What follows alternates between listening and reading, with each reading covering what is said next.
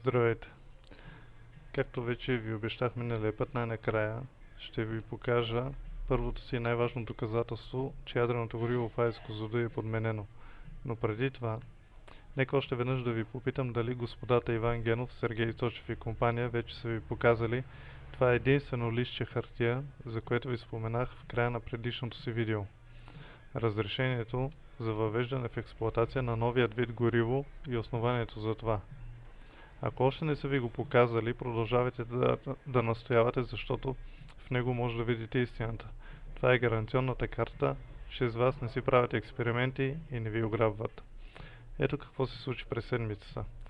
След като изпратих първото си доказателство, както на Министерството на енергетиката за запознаване, така и на известна западна медия за публикуване, след няколко дни Министерството забранява на медията публикацията под предлог търговска тайна.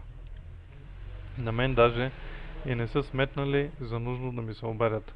Когато на 10-я ден аз самият се обадих, се оказа, че госпожа Велкова единствено е успяла да предаде материал на заместника си, а самата тя заминала в отпуск. Доста работа за 10 дена. Да не си помислите, че това отношение към мен и медията се равнява на някакъв двоен стандарт. Нищо подобно. Просто медията е нещо повече от човека. А аз вероятно за тях даже не съм и човек.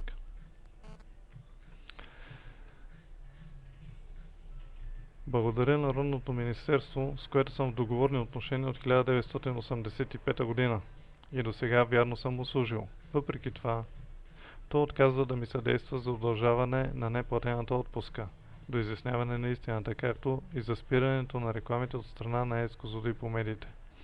Вместо това, доколкото разбрах, след като са прочели моят материал, са съобразили, че не могат да кажат, че това не е вярно, че Котев се измисля и така нататък, а са започнали щателно изучаване на търговския договор между АЕЦ и ТВЕЛ, с цел да открият клауза, според която би било възможно документацията, обосноваваща безопасното използване на новото гориво, да е за един тип, а това да не пречи реалното да е от друг тип.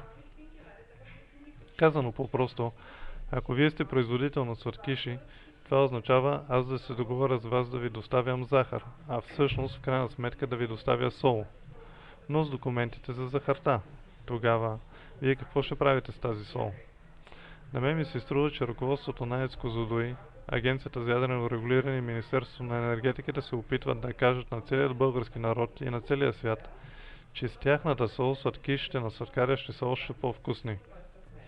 Дали само така ми се струва или е истина, че тези три ръководства обединяват усилия и водят необявена война срещу един единствен човек, използвайки средства от джобовете на хората, които лъжат.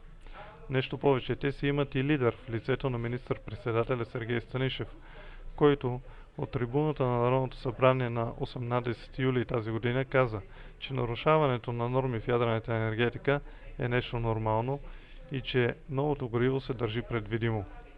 Нека също така да ви напомня, че още преди около месец, когато излезе първият ми клип, Генов започна да говори, че рециклирано гориво не съществува, а после смени позицията си на 180 градуса. Също тогава той каза, че познава и документацията на новото гориво. Вярно ли е и това? И кога ще разберем истината? И до кога ще чакаме всички мои твърдения да бъдат опровергани? Предстои да видим. Преди да прочетете документите, искам да ви предупредя, че материалът, който ще видите, не представлява търговска тайна, както се опитва да го изкарат. Защото не може да бъде тайна нещо, което никога не е било, не е и няма да бъде на територията на България. Този документ може и да е тайна на територията на Русия, но тогава по какъв начин той се озовал в АЕЦ Козлодуй? Първият материал можете да прочетете на страницата на моя блог в сайта eurochicago.com. Вижте целият адрес с текста на екрана. Приятно четене!